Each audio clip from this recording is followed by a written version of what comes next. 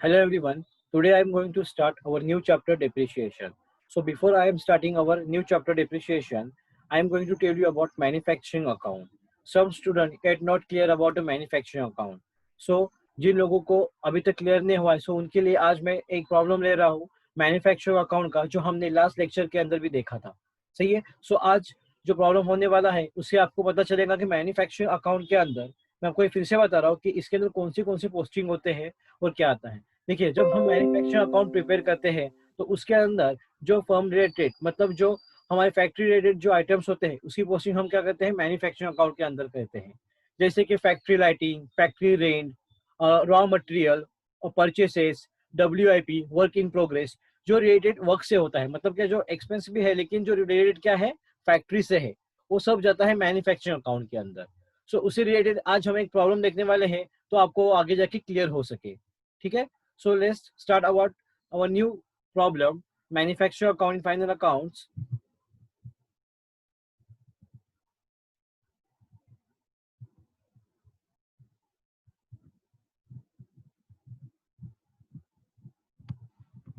See here, depreciation on asset, outstanding wages.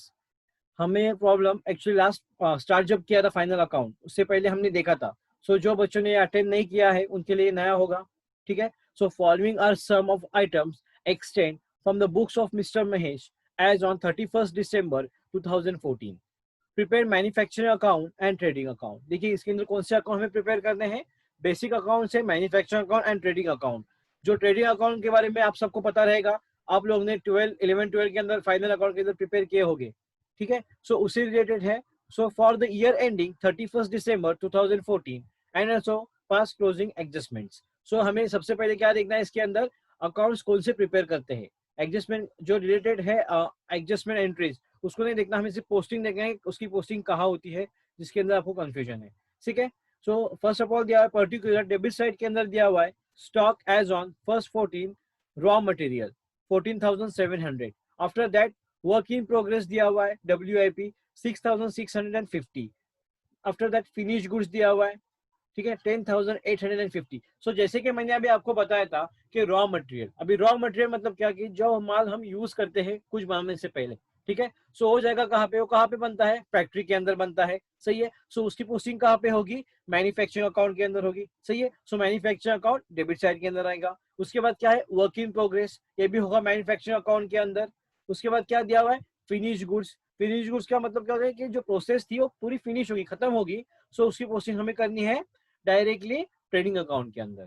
ठीक है। Purchases है मतलब हमने रॉ मटेरियल कुछ परचेस किया, नीचे दिया हुआ है, सही जाएगा मैन्युफैक्चर अकाउंट के अंदर। लाइटिंग है, अभी लाइटिंग रिलेट कैसे करता है, नीचे एडजस्टमेंट दिए उसके हिसाब से। अगर लाइटिंग फॉर फैक्ट्री है तो जाएगा मैन्युफैक्चर अकाउंट के अंदर, लाइटिंग फॉर ऑफिस है तो जाएगा ये PML में। सही है। और डायरेक्टली दिया हुआ है, अगर PML में रहेगा तो हम ट्रेडिंग में इसका इफेक्ट कर सकते हैं। उसके बाद डायरेक्ट वेजेस।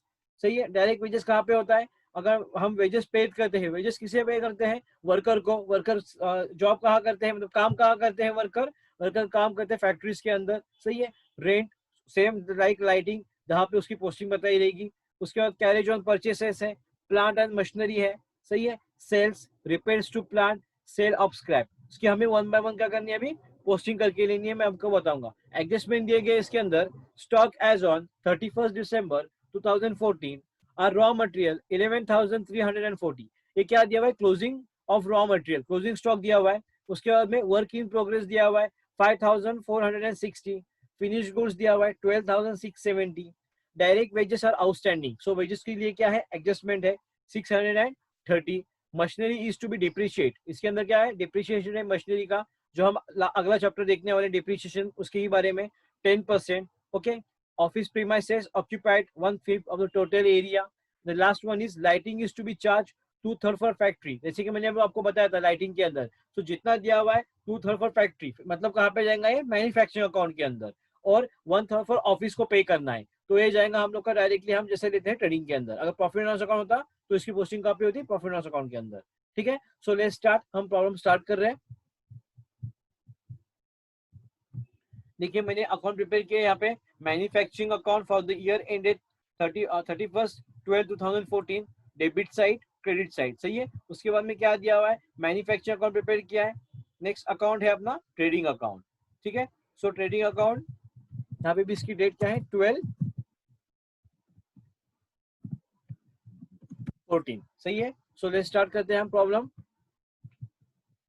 जैसे कि हमने लास्ट लेक्चर के अंदर जब हम मैन्युफैक्चरिंग अकाउंट के अंदर हम जो पोस्टिंग करते थे, सो वन बाय वन सबको कंफ्यूजन थी कि WIP ऊपर क्यों आ रहा है। अगर आप चाहे तो उसका इफेक्ट नीचे मतलब रॉ मटेरियल के बाद भी कर सकते हो, अगर जैसे फॉर्मेट में थे उसी हिसाब से लीजिए, या डायरेक्टली उसको आप रॉ मटेरियल के बाद लीजिए, आपका आंसर गलत नहीं होने वाला।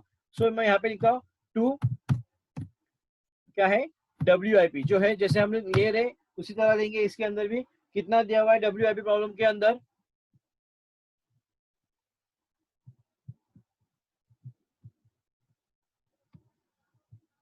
कितना दिया हुआ है WIP वर्किंग प्रोग्रेस 6650। सो उसके हिसाब से हम क्या करेंगे, उसकी पोस्टिंग करेंगे टू WIP 6650 आया। उसके बाद में क्या दिया है प्रॉब्लम के अंदर हमको, नेक्स्ट दिया हुआ है प्रॉब्लम के अंदर हम लोग के लिए रॉ मटेरियल, सही है। तो उसके हिसाब से पोस्टिंग होगी। सी रॉ मटेरियल कितना अमाउंट है 14,700। तो उसकी पोस्टिंग में हम क्या करेंगे, मैन्युफैक्चरिंग के अंदर ही करेंगे, जैसे कि मैंने आपको बताया। टू क्या दिया हुआ है, रॉ मटेरियल कितनी अमाउंट है उसकी रॉ मटेरियल की 14,700, सही है 14,700। उसके बाद में क्या दिया हुआ है प्रॉब्लम के अंदर, नेक्स्ट दिया हुआ है फिनिश गुड्स। सो फिनिश गुड्स, तो इसका जो आइटम का हम पोस्टिंग करेंगे वो जाएगा हम लोग का ट्रेडिंग अकाउंट में, सही है 10,850। तो उसके हिसाब से हम क्या करेंगे, उसकी पोस्टिंग करेंगे।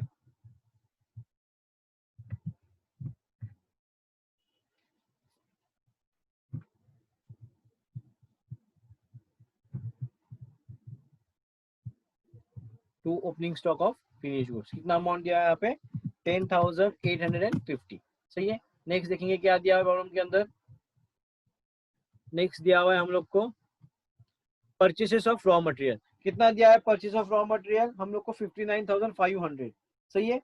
सो हम लोग लेंगे परचेसेस ऑफ रॉ मटेरियल, ये भी जाएगा हम लोग का डायरेक्ट मैन्युफैक्चर के अंदर। टू परचेसेस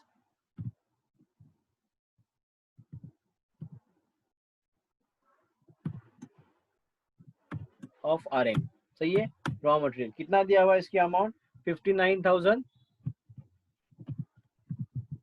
ये हम लोग ने इनर में क्यों लिए, क्योंकि इसके अंदर हमें क्या करना है, क्लोजिंग स्टॉक जो परचेज ऑफ रॉ मटेरियल रहेगा, क्लोजिंग स्टॉक जो दिया हुआ है हम डायरेक्टली यहाँ पे भी लेस कर सकते हैं इसको। सो 59,500। नेक्स्ट क्या दिया हुआ है इसके अंदर, सो नेक्स्ट देखेंगे क्या है इसके अंदर, नेक्स्ट है लाइटिंग, सही है। सो लाइटिंग की पोस्टिंग कहाँ पे होगी, लाइटिंग की पोस्टिंग डायरेक्टली होगी फैक्ट्री के अंदर। क्या दिया हुआ है यहाँ पे एडजस्टमेंट दी उसको, लाइटिंग फॉर भी charge 2/3 for factory, factory rated है मतलब कहाँ पे जाएगा वो मैन्युफैक्चर अकाउंट के अंदर, और ऑफिस रेटेड है वो जाएगा PML साइड के अंदर। लेकिन अब हम लोगों ने कौन से अकाउंट से प्रिपेयर किया इसके अंदर, मैन्युफैक्चरिंग और ट्रेडिंग अकाउंट। तो सिर्फ इसका एक ही इफेक्ट होगा 2/3 जो दिया हुआ एडजस्टमेंट में है, सही है, वो होगा डायरेक्ट मैन्युफैक्चर अकाउंट के अंदर। सो वहां पे हम उसकी पोस्टिंग करेंगे।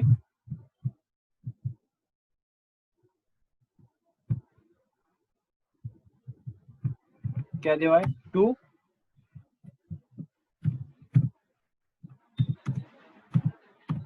लाइटिंग, कितने अमाउंट दी टू लाइटिंग के लिए, जैसे कि अब हम लोगों ने कैलकुलेट किया, क्या अमाउंट थी यहाँ पे 945 टोटल दिया हुआ है, सही है।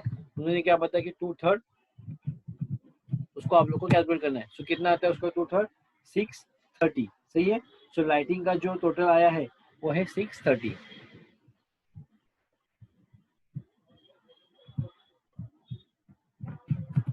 समझ में आया पोस्टिंग कैसे आई और इसकी एडजस्टमेंट देखिए, मैं आपको फिर से एक बार बता रहा हूँ।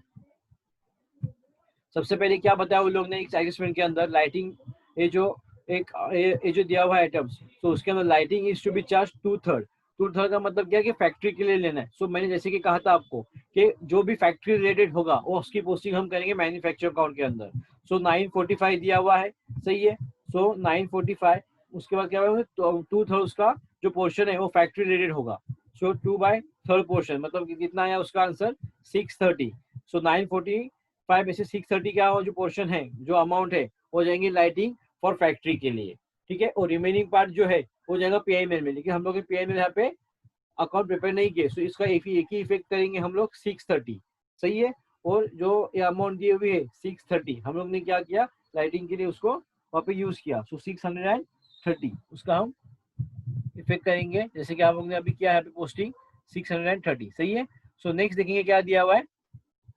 नेक्स्ट दिया हुआ है हम लोग को यहाँ पे direct wages. So direct wages अब कितने दिए हुए हम लोग को, 9100, और उसी के साथ उसको भी क्या दिया, एडजस्टमेंट दी हुई है। इन सबसे पहले हम इसकी पोस्टिंग करेंगे। डायरेक्ट वेजेस कहाँ पे आते हैं, ये भी डायरेक्टली जाएंगे हम लोग के मैन्युफैक्चर अकाउंट के अंदर, टू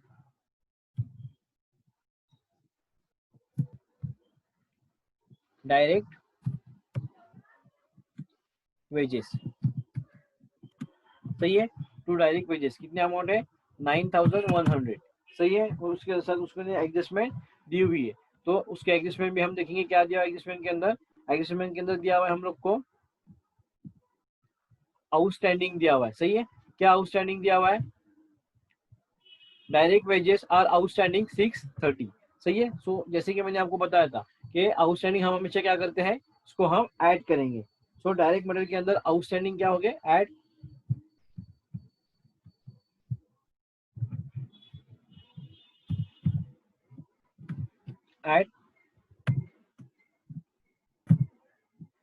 आउटस्टैंडिंग कितना दिया हुआ है, आउटस्टैंडिंग 630। नेक्स्ट देखेंगे क्या दिया है प्रॉब्लम के अंदर। नेक्स्ट दिया है रेंट। सो रेंट के लिए भी एक एडजस्टमेंट दिए हुए इसके अंदर। Adjustment number 4, office premises occupied 1/5 of total area. So अगर 1/5 टोटल एरिया रिकवर करिए ऑफिस प्रीमाइसेस के लिए, तो हम क्या करेंगे इसमें 5 - 1, मतलब रिमेनिंग जो एरिया है 4/5, इसके अंदर एक नोट भी दी हुई है, वो हम यूज करेंगे ऑफिस के लिए जो दिया हुआ है 1/5, और रिमेनिंग जो 4/5 बचा है एरिया, वो हम रेंट के लिए यूज करेंगे, ठीक है। सो हम लोग के लिए यहाँ पे रेंट दिया है 4200, ओके। सो देखिए कैसे कैलकुलेशन है इसका, 4200, सही है, मल्टीप्लाई बाय हमने क्या किया 5 - 1, रिमेनिंग कितना बचा हमारे पास 4, वो टोटल एरिया थी उसकी दी हुई हम लोग को 5, सही है। So 4/5, 4/5, how much we will get 3360। ये आएगा मैन्युफैक्चरिंग के डेबिट साइड के अंदर, क्योंकि इतने जो एरिया बचे हैं, जो इतना हमें रेंट जो पे करना है वो फैक्ट्री रिलेटेड होगा, सही है। सो इसकी अमाउंट है 3360, तो उसकी पोस्टिंग हम करके लेंगे वहां पे,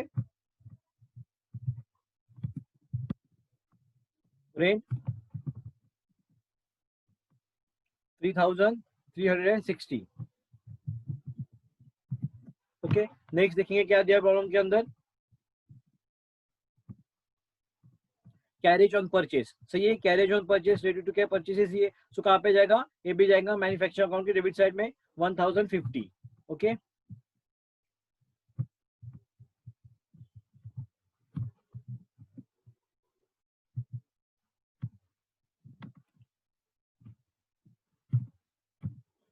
कैरेज ऑन परचेज, सही है। अमाउंट दी हुई इसकी हम लोग को 1050, ये भी डायरेक्ट जाएगी आउटर कॉलम के अंदर। नेक्स्ट देखेंगे क्या दिया है प्रॉब्लम के अंदर।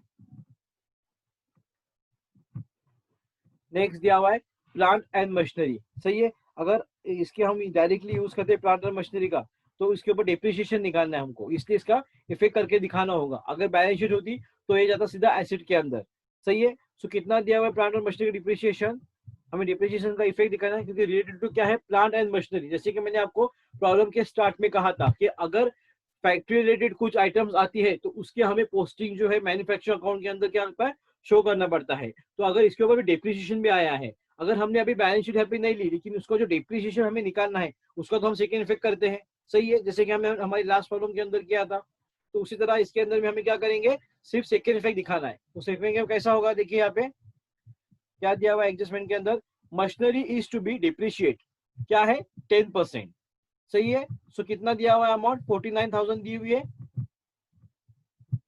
सो 49,000 के ऊपर हम लोग 10% क्या करेंगे, डिप्रिसिएशन निकालेंगे। कितना आता है 4,900, ओके। सो कितना है डिप्रिसिएशन इसके ऊपर 4,900। अगर फिर से बोल रहा हूँ, अगर बैलेंस शीट होती तो हम प्लांट और मशीनरी के अंदर से डिप्रिसिएशन लेस करते। अभी डायरेक्ट हमें क्या करना है, 4900 जो आया है वो मैन्युफैक्चरिंग अकाउंट के अंदर हमें वहां पे लिखना होगा। ठीक है, सो ये जाएगा मैन्युफैक्चरिंग अकाउंट के अंदर डेबिट साइड में।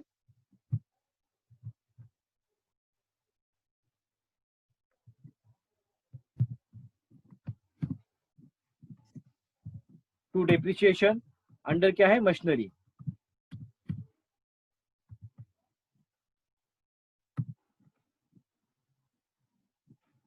सही है, कितने मिले अमाउंट हम लोग को, 4900 क्या आएगी इसकी। उसके बाद नेक्स्ट देखेंगे क्या दिया प्रॉब्लम के अंदर। नेक्स्ट दिया हुआ हम लोग को यहाँ पे सेल्स। सेल कहाँ आता है, सेल आएगा ट्रेडिंग के अंदर 1,17,040। ट्रेडिंग साइड के क्रेडिट साइड के अंदर इसकी एंट्री होगी। सेल्स 1,17,040। ओके, उसके बाद नेक्स्ट देखेंगे क्या दिया प्रॉब्लम के अंदर।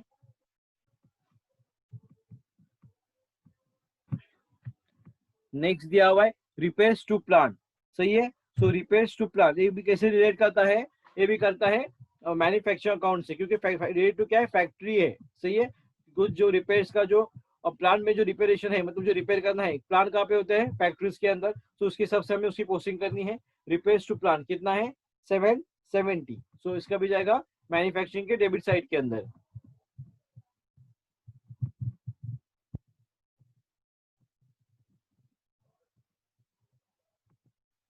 क्या है, रिपेयर्स टू प्लांट।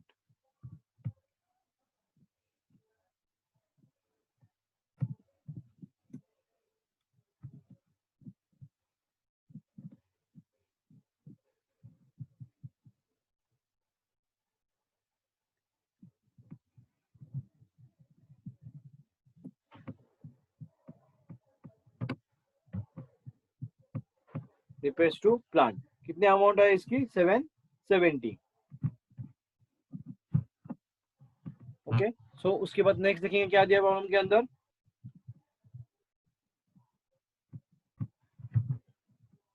नेक्स्ट दिया है सेल ऑफ स्क्रैप। ठीक है, सो सेल ऑफ स्क्रैप कहाँ पे आएगा, मैन्युफैक्चरिंग अकाउंट के क्रेडिट साइड के अंदर, जो स्क्रैप से ओके फैक्ट्री रिलेटेड। सो एक जाएगा मैन्युफैक्चरिंग के क्रेडिट साइड के अंदर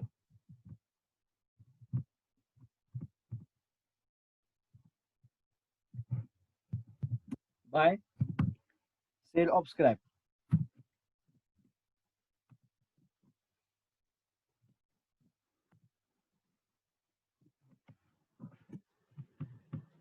वन सेवन फाइव जीरो। सही है, यहाँ तक समझ में आया कैसे हमने पोस्टिंग की, रिलेटेड उसके है वो।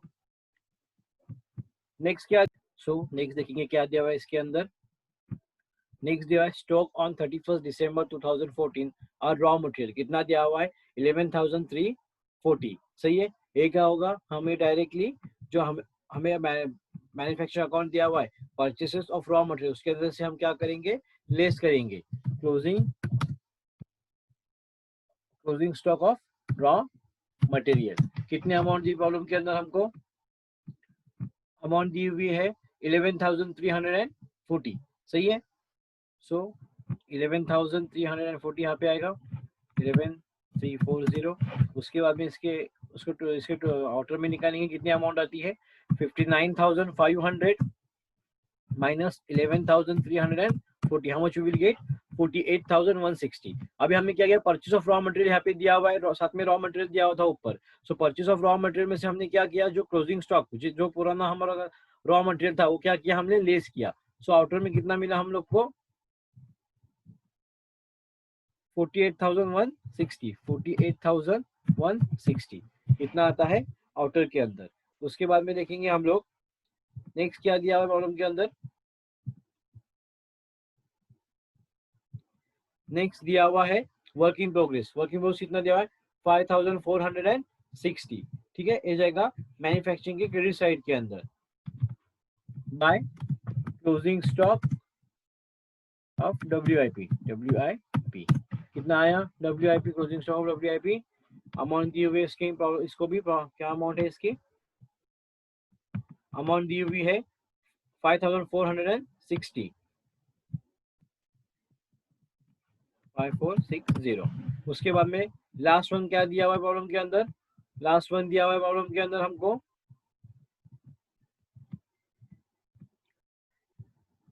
फिनिश गुड्स 12,670 मतलब 12,670 ये जाएगा ट्रेडिंग अकाउंट के क्रेडिट साइड के अंदर। सही है, 12,670 12,670 समझ में आया यहाँ तक कैसे हमने पोस्टिंग की इसकी। सो नेक्स्ट देखेंगे आप तो क्या करेंगे, इसको हम वन बाय वन क्या करेंगे, इसको टैली करेंगे। ठीक है, सो देखेंगे सबसे पहले कैसे क्या अमाउंट आती है। फर्स्ट ऑफ ऑल लेंगे हम लोग manufacturing debit side 6650 plus 14,700 plus 48,160। सही है, उसके बाद में क्या दिया हुआ है 9730। Next one is 630। उसके बाद में दिया हुआ है 3,360। उसके बाद में 1050 और 4,900 प्लस 770 कितना है टोटल 89,950। सही है, सो टोटल लिखेंगे 89,950। उसके बाद में हम क्या करेंगे क्लोजिंग स्टॉक जो अमाउंट दी हुई है और स्क्रैप उसको क्या करेंगे लेस करेंगे। सही है, सो लेस कितना है 1750 माइनस 5460 हाउ मच हुई टोटल 82,740। सही है, सो ये हमें क्या मिला, ये मिला हमें production. Okay, cost of production कितना है 82,740। सो यहाँ पे लिखेंगे हम लोग बाय कॉस्ट ऑफ प्रोडक्शन। सही है, कितना मिला हमको कॉस्ट ऑफ प्रोडक्शन 82,740 82,740। सो ये ट्रांसफर कहाँ पे होगा क्रेडिट में, तो ये जाएगा ट्रेडिंग अकाउंट के डेबिट साइड के अंदर टू मैन्युफैक्चर और टू कॉस्ट ऑफ प्रोडक्शन। सही है, to cost of production total है 82,740। सही है, इसके बाद में हम क्या करेंगे अभी ट्रेडिंग अकाउंट जो दिया हुआ है हमको वो टैली करेंगे। सही है, 89,950। उसके बाद में क्या करेंगे ट्रेडिंग अकाउंट टैली करेंगे। क्या दिया हुआ है अमाउंट 1,17,000। क्रेडिट साइड देखेंगे हम लोग 1,17,040 प्लस 12,670 कितना है टोटल 1,29,710। सही है, सो यहाँ पे लेंगे हम लोग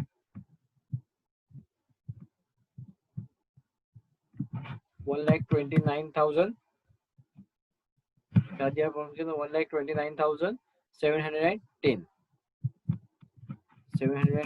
सही है, उसमें से हम क्या करेंगे लेस जो यहाँ पे दिया हुआ है हम लोग को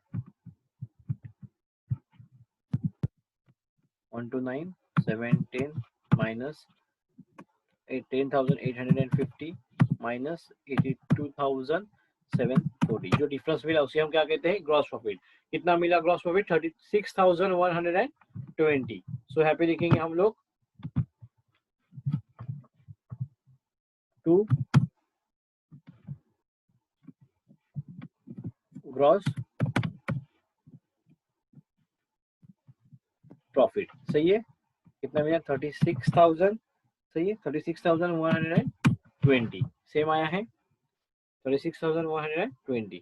सो यहाँ पे क्या हुआ मैन्युफैक्चर अकाउंट ट्रेडिंग अकाउंट क्या हुआ हम लोग का टैली हुआ। समझ में आया, बहुत ही इजी है, अभी आपको आना चाहिए नेक्स्ट प्रॉब्लम के अंदर। ठीक है, जब भी आपकी टेस्ट होगी आपको इसके अंदर आना चाहिए, मैंने फिर से आपको ये करके बताया है। ठीक है, सो अब हम आगे बढ़ रहे हैं हमारे न्यू चैप्टर की तरफ जिसका नाम है डेप्रिसिएशन। सो नेक्स्ट चैप्टर है हम लोग का डेप्रिसिएशन, जैसे कि मैंने कहा था। ठीक है, so what is mean by depreciation. देखिए इसके अंदर ही बता गया है इस मीनिंग वर्ड के अंदर की क्या मीनिंग हो सकती है। Fall in the value of tangible asset क्या होती है, फॉल इन वैल्यू का मतलब होता है वैल्यू कम होना। जो हम चीज वस्तु लेते हैं उसकी वैल्यू क्या होती है प्रोडक्ट की कम होती है। सही है, सो क्या बताए ड्यू टू क्यों कम होती है उसके रीजंस क्या है वो हम इसके अंदर देखने वाले हैं। लेकिन सबसे पहले देखेंगे कि फॉल इन द वैल्यू कौन सी टेंजिबल एसेट है उसकी वैल्यू कम होती है। कौन सी टेंजिबल एसेट है, वैल्यू में गिरावट आना मतलब क्या कि जो टेंजिबल एसेट है उसके अंदर गिरावट आती है। उसके अंदर है फर्नीचर, सही है। बिल्डिंग, मशीनरी, ये है जो वैल्यू, उनके अंदर क्या होती है, गिरावट आती है। तो उन वैल्यू को गिरावट कैसे होती है और उसे डिप्रिसिएशन कैसे कैलकुलेट करते हैं, ये हम इस चैप्टर के अंदर देखने वाले हैं। ठीक है। और आगे बताए ड्यू टू, कौन से रीजंस है जिसकी वजह से वैल्यू के अंदर सब और उसकी कीमतों के अंदर कमी आती है, कीमत उसकी कम हो जाती है। ठीक है। सो यही रीजन हम फाइंड करने वाले हैं डिप्रिसिएशन चैप्टर के अंदर। सबसे पहले उसके अंदर फर्स्ट पॉइंट दिया हुआ है यूज ऑफ एसेट। पता चलता है यूज ऑफ एसेट, अगर हम एसेट का यूज करेंगे तो उसकी वैल्यू 100% कम होगी। सही है। सो अगर एक मान लो कि आपने एक मोबाइल खरीदा है, ठीक है, आपने और उसको 1-2 साल उसको यूज किया, और जब आप उसको सेल करना चाहोगे तो उसकी वैल्यू जितने में आपने खरीदा रहेगा उतने में तो आप सेल नहीं कर पाओगे। क्यों? क्योंकि आपने उसको यूज किया है 1 साल 2 साल से। उसी तरह अगर हम कोई मशीनरी खरीदते हैं और मशीनरी हम 5 साल 10 साल जब यूज करते हैं हमारे फैक्ट्रीज के अंदर, और जब हम उसको सेल करेंगे तो हमें वो सेम वैल्यू मिलेगी क्या? नहीं मिलेगी। सही है। सो अगर हम इसी कहते हैं कि इसी डिप्रिसिएशन कहा जाता है कि हम वैल्यू को जब यूज करते हैं, एसिड को जब यूज करते हैं और यूज करने के जब हम सेल करेंगे तो उसके अंदर क्या होगी, उसकी वैल्यू कम होगी। सही है। सो ये आता है एसिड के अंदर, यूज ऑफ एसिड के अंदर, कि हमने एसिड यूज किए उसकी वैल्यू क्या हुई, कम हो गई। ये पहला रीजन आता है डिप्रिसिएशन का। नेक्स्ट देखेंगे इसके अंदर influx of time. So influx of time का मतलब क्या होता है कि देखिए, वक्त को बीतना, जो वक्त, टाइम गोज आउट, टाइम बीतता है। सही है। जैसे कि मान लो मैंने क्या किया, नया मोबाइल लिया। सही है। और उस मोबाइल को मैंने यूज नहीं किया। ठीक है। वैसे ही रखा, सोचा कि एक एक साल बाद यूज करूंगा। ठीक है। एक सोच है मेरी कि 1 साल बाद यूज करूंगा। इसका मतलब क्या, और उसके बाद क्या हो गया कि दूसरे फीचर्स के साथ नया मोबाइल आ गया मार्केट के अंदर। तो मैंने उसको यूज नहीं किया, लेकिन क्या हो गया, टाइम बीतने की वजह से कुछ नए मोबाइल मार्केट में आने की वजह से उसकी क्या होगी, प्राइस और कम हो गई। ठीक है। सो उसको यूज ही करना जरूरी नहीं है। एक कारण हो सकता है कि आपने यूज किया, एसिड एसिड की वैल्यू कम होगी। सो इम्पैक्ट ऑफ टाइम के अंदर क्या होता है कि जब आप कोई भी आइटम्स या कोई भी चीज यूज करते हो, सही है, तो वैल्यू, उसकी वैल्यू कम होगी। और उसको अगर लंबे समय तक रखते हो संभाल के, मैं इसको यूज नहीं करूँगा क्योंकि ये चीज महंगी है, तो ऐसा, इसी वजह से क्या होगा, उसकी वैल्यू बढ़ेगी क्या? नहीं बढ़ेगी, उसकी वैल्यू कम होगी। अगर वो आपकी मशीनरी है, मोबाइल है, फर्नीचर है, क्या होता है, उसकी वैल्यू कम होती है, आप उसको यूज करो या ना करो। सो ये होता है इम्पैक्ट ऑफ टाइम के अंदर। ठीक है। So next point is obsolescence point. इसके अंदर क्या बताया गया है ऑब्सोलेसेंस के अंदर, कि इसके अंदर आप एसिड यूज भी नहीं करते हो, और उसके अंदर आप ज्यादा टाइम भी, मतलब टाइम भी नहीं जाता है, फिर भी उसकी वैल्यू कम होती है। ऐसा क्यों होता है? देखिए, अगर आप, मैंने क्या कहा था आपको, अगर आप यूज करेंगे तो वैल्यू कम होगी, टाइम ज्यादा जाएगा तो वैल्यू कम होगी। लेकिन मैंने सोचा कि एक और कोई चीज जैसे मैं खरीदता हूँ, मान लो फिर से मैंने एक मोबाइल ही खरीदा, और उस मोबाइल के अंदर मैंने क्या किया कि वही मोबाइल मैंने बहुत टाइम तक, सही है, बहुत टाइम तक क्या किया, संभाल के रखा मेरे पास। ठीक है। और उसी के साथ मैंने क्या किया, मोबाइल के बाद जब मैं सोचूंगा कि इतना मैंने 50,000 का फोन लिया है तो मैं उसको यूज करूंगा। ठीक है। लेकिन आज नहीं, मैं कल कल उसको यूज करूंगा। ठीक है। तो उस मोबाइल की प्राइस क्या है अभी फिलहाल, 50,000। सही है। सो 50,000 का जो मैं मोबाइल यूज कर रहा हूँ, और उसी टाइम पे मैंने सोचा कि 1-2 दिन बाद यूज करूंगा, लेकिन उसी टाइम पे आफ्टर 2 डेज कोई अलग सी कंपनी, जो कॉम्पिटिटर कंपनी है, मान लो उसने उसी फीचर्स के साथ 20,000 में कोई नया मोबाइल लॉन्च किया। सही है। सो क्या हो गया यहाँ पे कि ऐसे टाइम पे मैं क्या कर सकता हूँ कि मेरी जो वैल्यू है वो इस सेम मार्केट में मुझे मिलेगी क्या? नहीं। तो मैंने उसके अंदर ज्यादा टाइम गया, 1 साल नहीं गया, दो, मतलब 1 साल से भी कम टाइम नहीं गया, एक दिन से भी ज्यादा टाइम नहीं गया। सही है। उसको मैंने, उस एसेट को यूज भी नहीं किया, फिर भी क्या होगी, मेरे एसेट के अंदर कमी आ गई, डिप्रिशिएट होगी वो वैल्यू। क्यों? क्योंकि उसी मोबाइल के अंदर उस दूसरे कंपनी ने अच्छे फीचर्स देके वही मोबाइल, अलग कंपनी वही मोबाइल क्या करती है, लॉन्च करती है। फीचर्स सेम है, तो क्या होगा, मेरी वैल्यू जब उस मोबाइल के कंपेयर करेंगे फीचर सेम होने के कारण, सो मेरी मोबाइल की वैल्यू भी क्या होगी, कम होगी। वो अगर ब्रांड सेक करता है तो ब्रांड की बात अलग है, लेकिन हम दूसरा कोई मोबाइल लेते हैं, कोई मशीनरी यूज करते हैं, अगर कोई मशीनरी सेम वर्क कर रही है और उसकी प्राइस है 5 लाख रुपीज, ओके, और दूसरी मशीनरी भी सेम वर्क कर रही है लेकिन उसकी जो कंपनी है वो अलग है और उसकी प्राइस है 2 लाख रुपीज, तो क्या होगा, यही मशीनरी की प्राइस क्या होगी, कम होगी, क्योंकि हमें आउटपुट वहां से भी मिल रहा है। सही है। सो अगर हम लोग को आउटपुट वहां से मिल सकता है तो इसका मतलब क्या होगा, उसकी वैल्यू क्या होगी, डिप्रिशिएट होगी, वैल्यू कम होगी।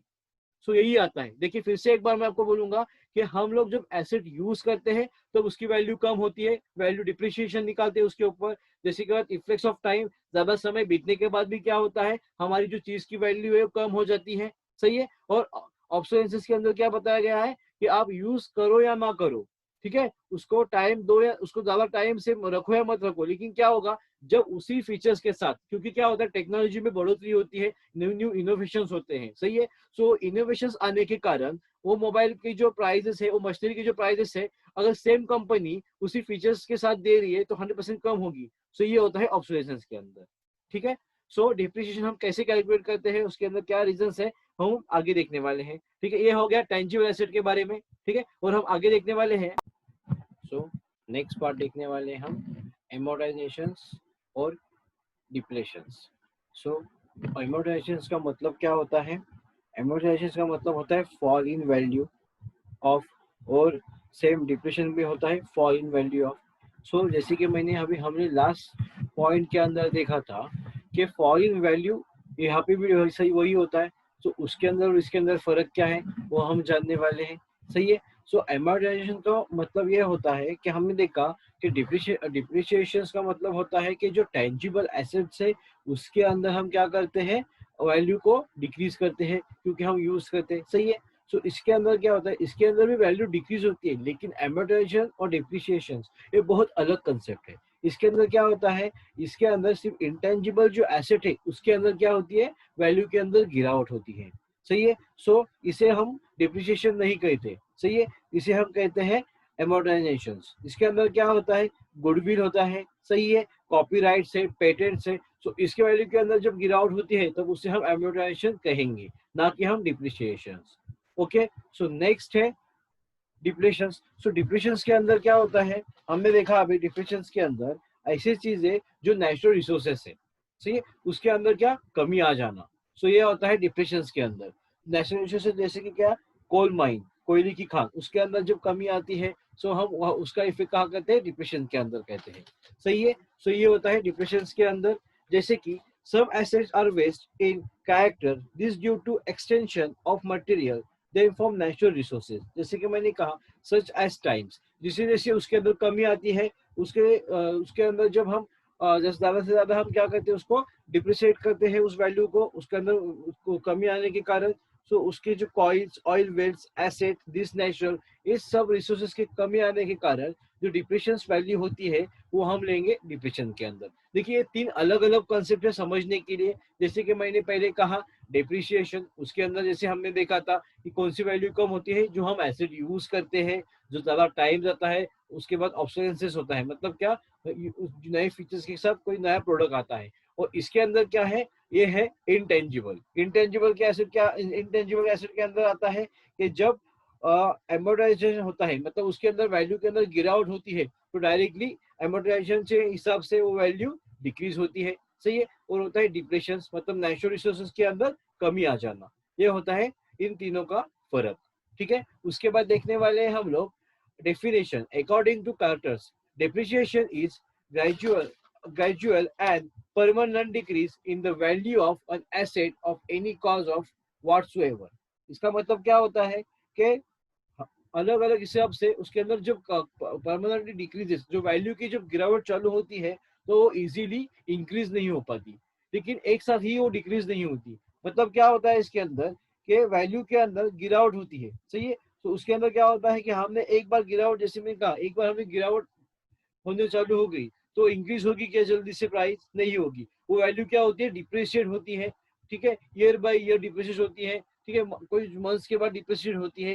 लेकिन वो डिप्रिशिएट जो वैल्यू है वो धीरे धीरे उसके अंदर होती है, और जिसकी वजह से क्या होता है, उसकी जो प्राइस है वो कम होती है। So depreciation is the gradual is permanent decrease in the value on asset from any cause of whatsoever.